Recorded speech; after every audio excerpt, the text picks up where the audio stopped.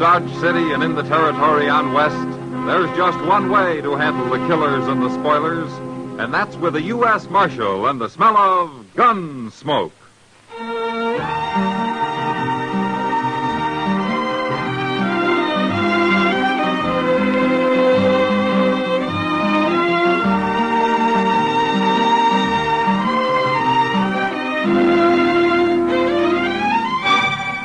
Gunsmoke, starring William Conrad.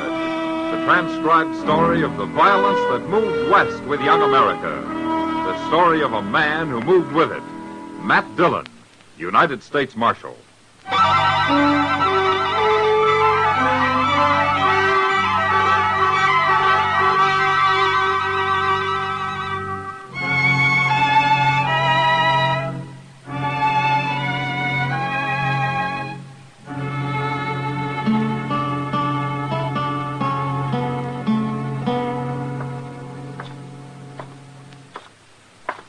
I sure do thank you for that breakfast, Mr. Dillon. Forget it, Chester. My steak, eggs, potatoes, and a glass of beer. Why, that could last a man clean to noon dinner. I guess it could. Mr. Dillon, you figure Emil will have your horse shod by the time we get there? Oh, he should. You think he's done him any good? He's a good blacksmith, Chester. If he trimmed up his feet right before he reset those shoes, he ought to be fine. Funny the way he took throwing his foreleg. Yeah. Looks like there's somebody else waiting. Yeah. Gil Tolman, ain't it? Yeah, I think it is. I'm telling you something else, Dutchman. You can whistle for your money. You won't get it from me. All right. I don't make you pay. Morning after I got him home, he was so lame he couldn't walk. I'd have break your head. Please, if it was my fault, something I did wrong, don't pay me anything. That seems fair enough, Tolman. Oh. Well, Marshal, this fool Dutchman messed up my pony, and then he wants to get paid on top of it. Well, maybe it's a stone bruise. It ain't no stone bruise, Marshal. It's pinched feet, that's what. Is that the horse you're talking about? Why, no, he's back at the place. This is another one. How about my horse, Emil? You finished with him? All finished. Now he walks good. Ah, fine. Well, how much I owe you? $2 all right, Marshal? Sure. Here you are. Oh, thank you. Yeah. Chester, you got up behind. I'll ride you back to the office. Come on. There we go. Marshal, Yeah. Mr. Tolman told lie. Oh? Yeah, the horse he ride just now is the one I shoot 2 days ago. You can see he's not lame. He didn't seem to be. There's sure nothing wrong the way he travels. Emil, why's Tolman hoorahing you, huh? Do you know? Maybe because I'm German. Maybe something else. Who knows? And I'll ask him to settle his bill with you if you like. No, Marshal. Well, you won't get rich if you aren't paid, Emil. Money is good, yeah, but better to have no enemies. All right, Emil. Well, Chester, hang on. Mercy on us!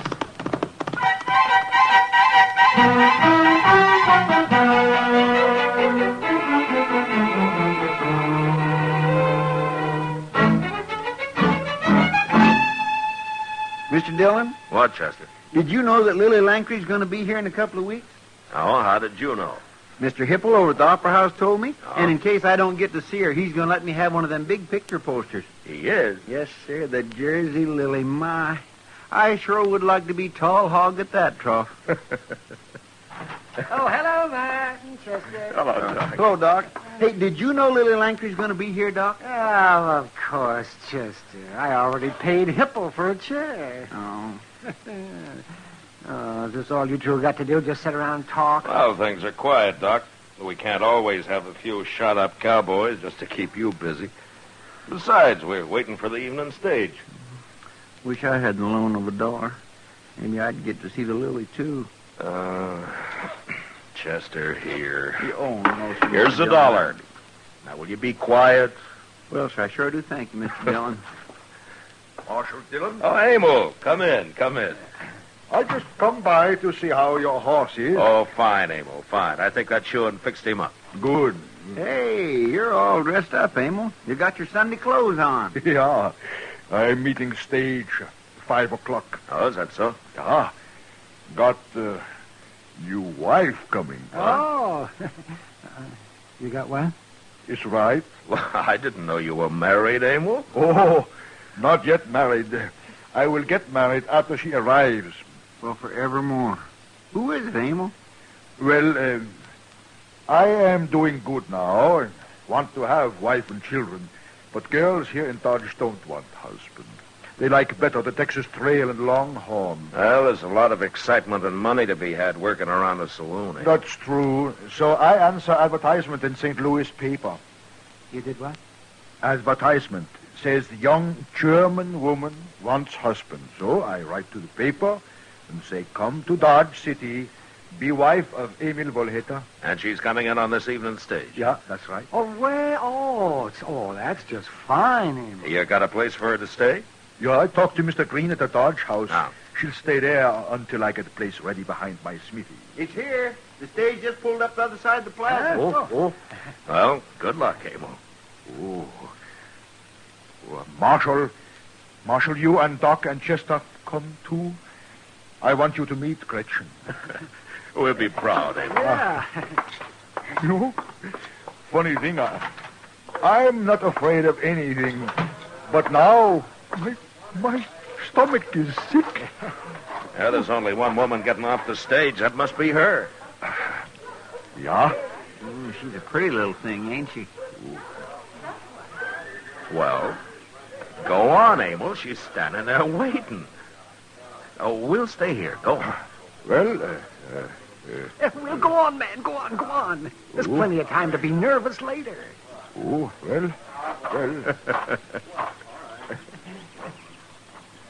Grüß Gott. Guten Abend. Ich bin Emil Volheta. Ich bin fröhlich und glücklich, dass Sie gekommen sind. Herr Volheta? Ich hoffe, die Reise war nicht My, so schwer. listen to that. Nein, ganz gar nichts. Ich bin erfreut, herzlich. Makes you wonder how they can understand each other, don't it? Talking that way. Oh, Chester, for heaven's sake. Liebe Leute, ich werde Sie Ihnen Oh, look, he's bringing her over here. sprechen Sie Englisch, Fräulein Gretchen? Ja, natürlich. Ach, gut. Marshal Dillon, Gentlemen, Miss Gretchen Schiller. How do you do, gentlemen? How do? How do you do, ma'am? Welcome to Dodge, Miss Schiller. Thank you, Marshal. I hope you'll be happy here. You've certainly got a fine man. I know much about him already. We have written. Now, Marshal, I will take Gretchen to the hotel. Kommen Sie. Wir gehen jetzt. Gretchen, mal her.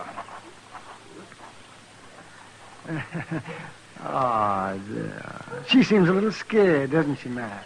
Now, Doc, she took a chance on coming out here. Yeah, well, so did Emil. Getting married to a mail-order bride like buying a pig in a poke. You can't be sure till it's too late. Oh, come on, Matt. This is an excuse for some sort of a celebration. I'll buy you a glass of rye. Hey, you too, Chester. All right, Doc, since you're buying. You know, I was just thinking, she's so little and Emil's so big, I hope he don't take it into his mind to beat her none. Emil's about the gentlest man I've ever known, Chester. And besides, Chester, men don't always beat their wives. My pa did. Well. Sam, set out some glasses and a bottle of rye whiskey. And then when the stage comes in a few minutes ago, I see where he gets himself a gal bought out of a newspaper. Gil Tolman One again, of Mr. them Dillon. foreigners is Yeah. all we need around here. Now there's two. We ought to tar and feather the both of them and send them on their way. Doc, you and Chester wait here. Tar and feathers is too good for foreigners that are trying to take over the town. Yes, sir. You're right. Tolman, how drunk are you? I ain't at all. You talk like a man that's been drinking. Ain't a man allowed to say what he thinks around Dodge no more, Marshal? Not when he's thinking that way, Tolman. This is between Woolhater and me. Has nothing to do with the law. It's got a lot to do with me, Tolman. Now, you drink up and get out. And you take Spooner and Willie here with you. Just a minute. Now, you listen to me. All of you. Woolhater's trying to mind his own business. And if there's any trouble, I'll know who started it. And he'll go to jail. You saying you're going to lock me up? Tolman, if Emil Woolhater ever gets mad enough, he'll kill you with his bare hands. Now leave him and his girl alone. Girl. Why, she's probably nothing but a little...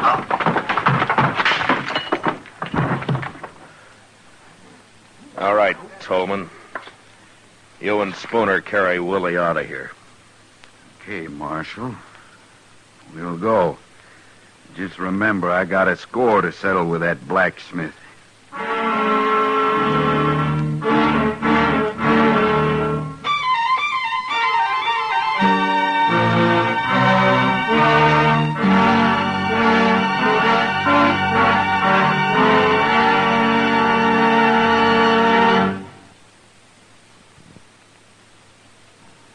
We will return for the second act of Gunsmoke in just a moment. But first... Later tonight, CBS Radio's Gangbusters again recreates a dramatic, spine-tingling, factual history of the pursuit and apprehension of some of the world's most dangerous criminals. Tonight's program reveals the story of a strange stick-up gang which comes to no good end in the case of the close-knit family. It's another story based on actual police files, telling the truth about criminals and crime. Don't miss the case of the close-knit family on Gangbusters over most of these same stations later tonight. Now the second act of Gunsmoke.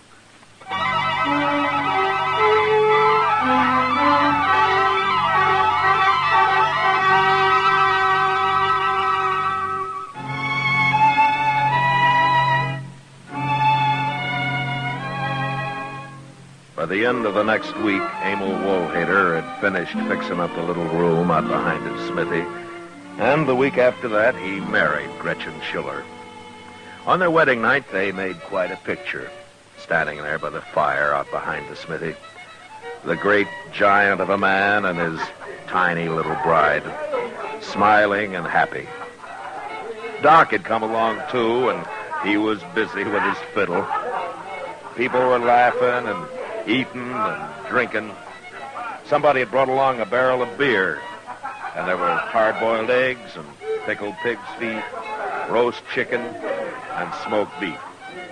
Some of the women had brought sugar cakes and dried apple pie, and some of the men, whiskey.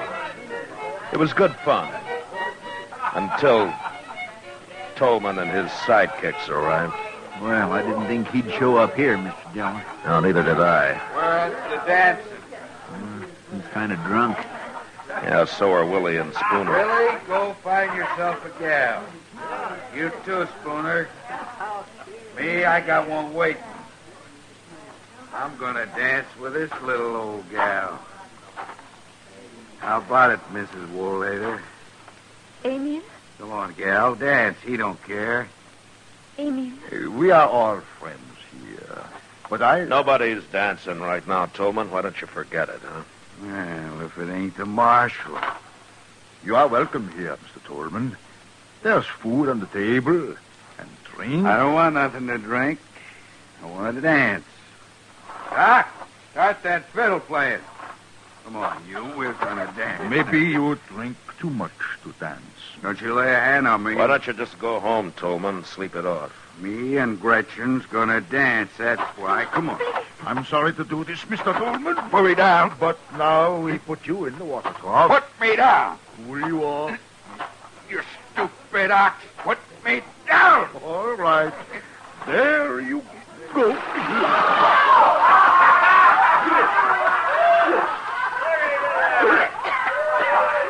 Well, that'll quiet him some, Abel. Better than hurting him, I think. You filthy Dutchman. I'll pay you back for that. Come on, Willie. Spooner, let's go. Everybody, have fun. No troubles on wedding night of Gretchen and Amy.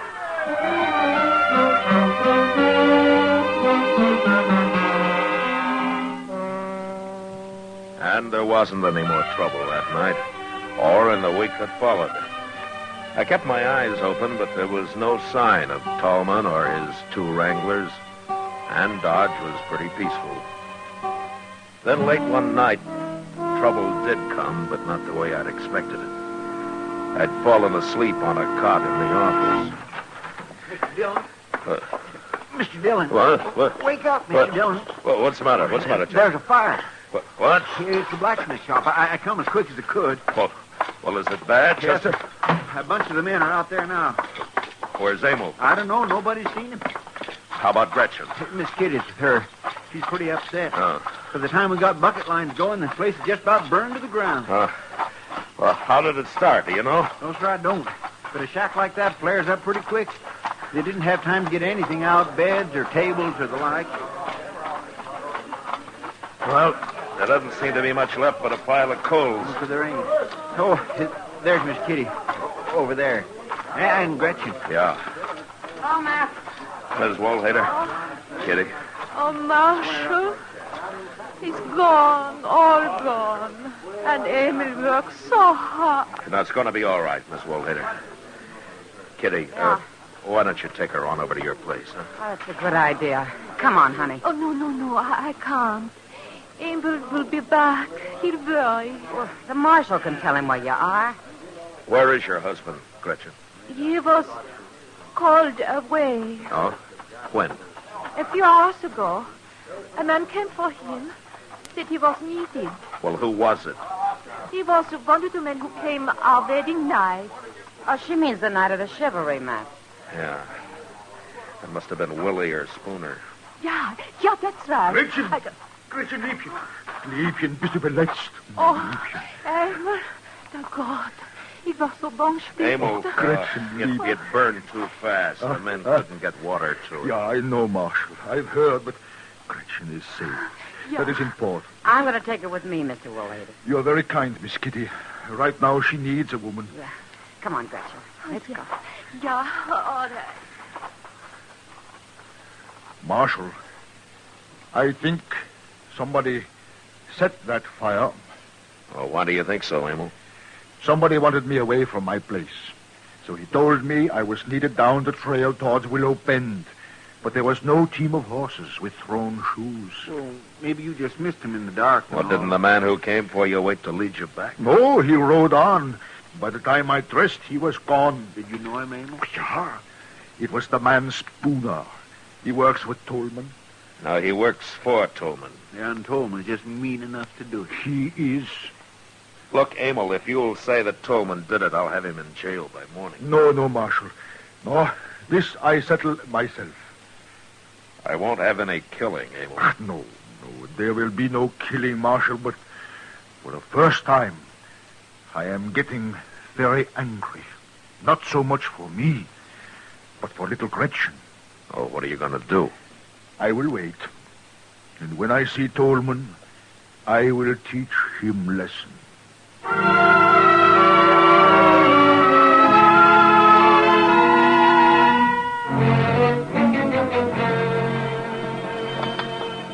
You want some more coffee, Mr. Dillon? No, thanks, Chester. Did you know Emil Woolhader's been just standing across the plaza there all morning? He's waiting, Chester. Waiting? Yeah, it's Saturday, and Tolman always comes to town Saturday for his week's supplies.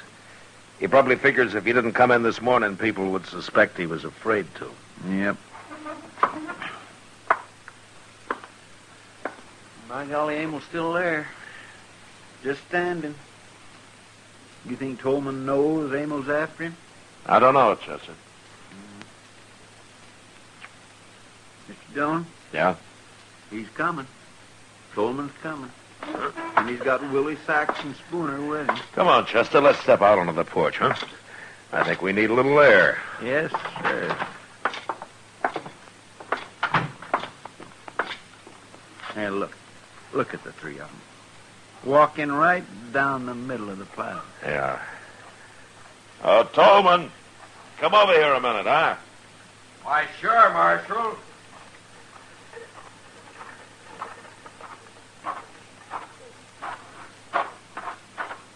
you want? Coleman! That crazy Dutch. All right, Tolman, you and your men drop your guns. Well, now, wait a minute, Mark. Drop them, I said.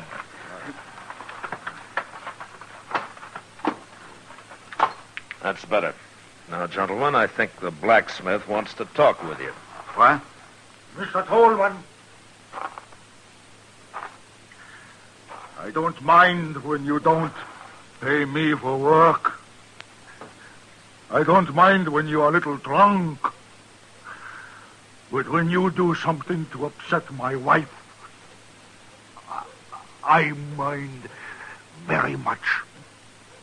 What are you talking about? I'm going to fight you, Tolman, and hurt you.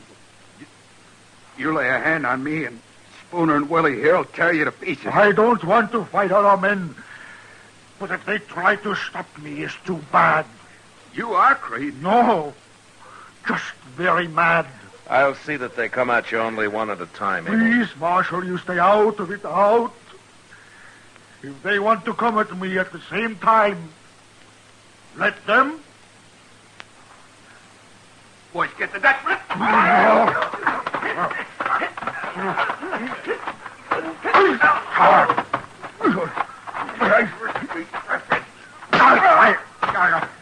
Tolman. Now, wait, old lady, wait. Tolman.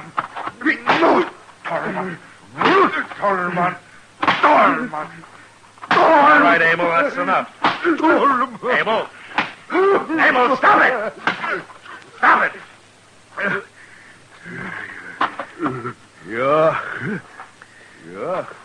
Chester, run up and get the I'm doctor. right here, Matt. I saw the whole thing. Oh, my, what a beautiful fight. What a beautiful thing. All right, some of you men there, will you help Doc carry these three men up to his That's place? right. Young fella, get the feet there. Get careful now, careful. Watch their heads against the stairs. Get that man's face out of the dust. My gracious alive, I never seen nothing like it. Yeah. Well, Emil, you want Doc to have a look at you? No worse than shoeing Missouri mule. No, Marshal. I go to Gretchen. It is time we start building new home.